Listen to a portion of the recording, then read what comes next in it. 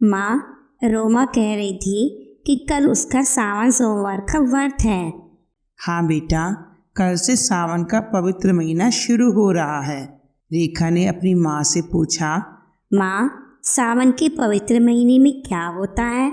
इसकी क्या खासियत होती है? माँ, मुझे इसके बारे में बताओ ना। बेटा, ये भगवान शिव का पवित्र महीना होता है। जो दिल से इस महीने में भगवान शिव के व्रत रखता है, उसकी हर मनोकामना पूरी होती है। माँ, आप हर व्रत में कहानियाँ सुनाती हो, तो क्या इस व्रत में भी कोई कहानी है? हाँ बेटा, इस व्रत की भी कहानी है। तू बैठ, मैं तुझे कथा सुनाती हूँ। दीनापुर गांव में एक अमीर व्यक्ति रहता था।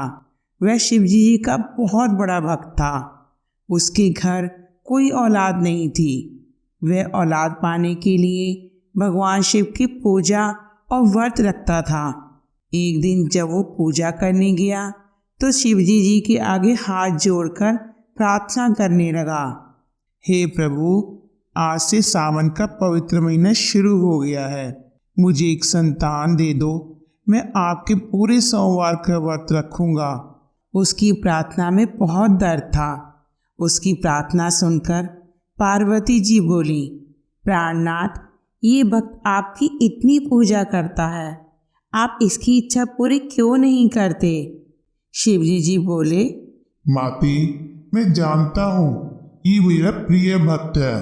ये मेरी पूजा सच्चे दिल से करता है, लेकिन मैं इसकी इच्छा पूरी नहीं कर सकता क्योंकि इसकी किस्मत में संतान नहीं है।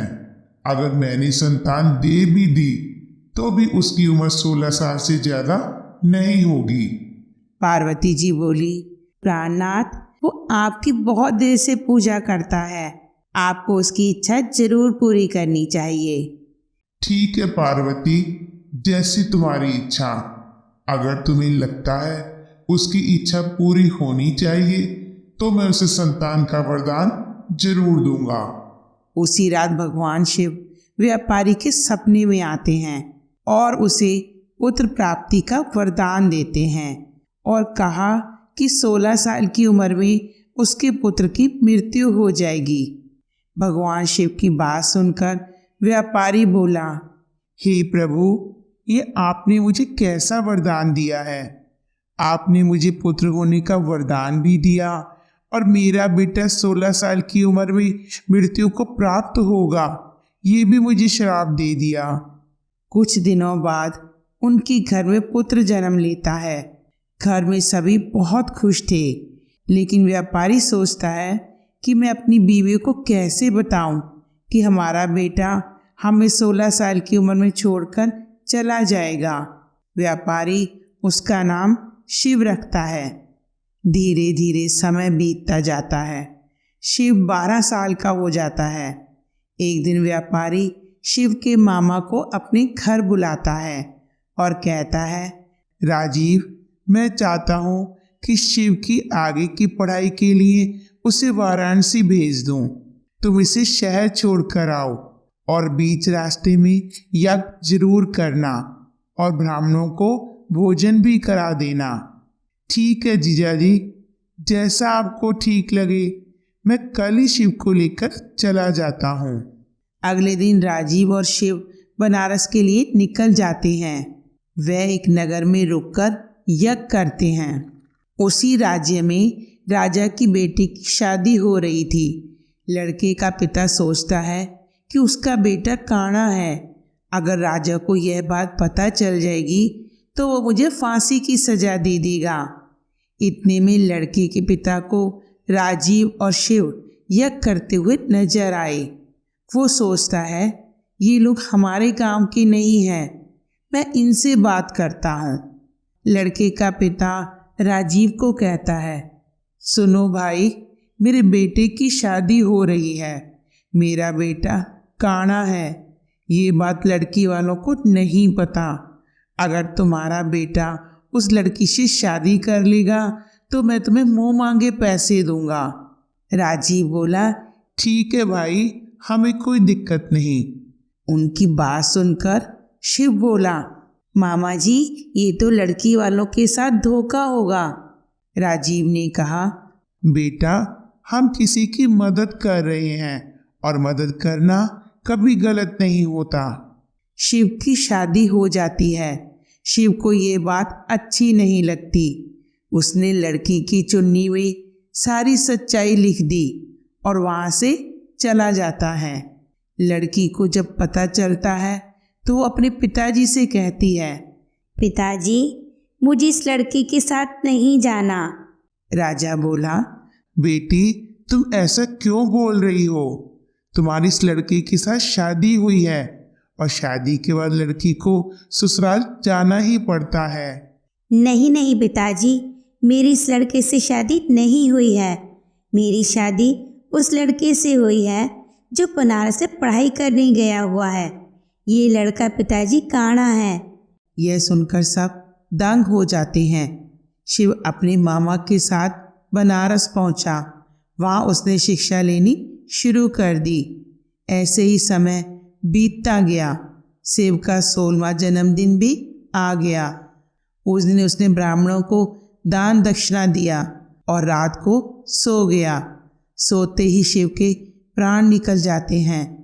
अगले दिन सुबह राजीव सोचता है, अरे, शिव अभी तक उठा नहीं, वो तो सुबह जल्दी उठ जाता है।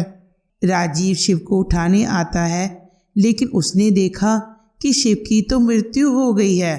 राजीव रोने लगता है। ये क्या हो गया? अब मैं दीदी और जीजा जी को क्या जवाब दूंगा? तभी वहाँ से शिवजी जी और पार्वती जी निकले। पार्वती जी ने कहा, प्राणनाथ, ये कौन रो रहा है? इसका दुख दूर कीजिए। तब शिवजी जी ने कहा, मैं इसका दुख दूर नहीं कर सकता, क्योंकि मैंने इसके पिता को संतान प्राप्ति का वरदान दिया था और कहा था कि उसका बच्चा 16 साल तक ही जीवित रहेगा। अब इस बच्चे की आयु 16 वर्ष की हो चुकी है और अब उसकी मृत्यु हो गई है। पार्वती जी बोली, हे प्राणनाथ, इस बच्चे को जीवित कर दीजिए। जब इसके माता पिता को पता चलेगा तो वह जीवित नहीं रह पाएंगे। इस लड़के के पिता आपके परम भक्त हैं। कितने वर्षों से वो आपके सावन का व्रत रख रहे हैं। भक्त का दुख दूर कीजिए भोलेनाथ। ठीक है पार्वती, जैसा तुमको ठीक लगे। शिवजी जी ने उसे जीवित कर दिया। शिव ने ओम नमः शिवाय का जाप करते हुए आँख खोली। ओम नमः शिवाय, ओम नमः शिवाय। शिक्षा पूरी करके शिव अपने मामा जी के साथ घर की तरफ निकल पड़ता है। वो उसी रास्ते से ही निकलते हैं जहाँ शिव की शादी हुई थी। शिव ने मामा जी को कहा, मामा जी, मैं यहाँ यज्ञ करना चाहता हूँ। राजीव ने कहा, ठीक है। इतने में राजा वहाँ से गुजरता है। राजा ने जब शिव को देखा तो उसे पहचान लिया। राजा मन ही मन सोचने लगा, यह तो वही लड़का है जिसने मेरी बेटी से शादी की थी। राजा शिव के पास जाता है और कहता है, बेटा, मेरी बेटी अभी तक तुम्हारा इंतजार कर रही है। तुम दोनों की शादी हुई है, अब वो तुम्हारी पत्नी है। राजा ने अपनी पुत्री को शिव के साथ विदा कर दिया। उधर व्यापारी और उसकी पत्नी बहुत दुखी थे।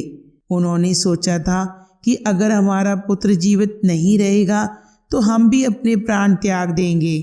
उसी रात भगवान शिव व्यापारी के सपने में आते हैं और कहते हैं, पुत्र, तुम्हारे सावन के सोमवार की व्रत से खुश होकर मैंने तुम्हारे पुत्र को लंबी आयु प्रदान की है।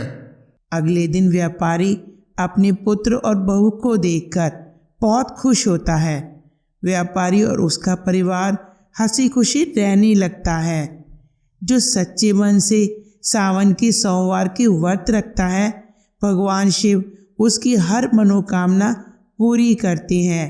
अगर आपको हमारी ये कहानी पसंद आई है तो इसे लाइक और ज़्यादा से ज़्यादा शेयर कीजिए। और अगर आपने अब तक हमारे चैनल को सब्सक्राइब नहीं किया है तो सब्सक्राइब ज़रूर कर लीजिए। तो मिलते हैं अपनी नई कहानी के साथ। तब तक के लिए take care, bye, see you.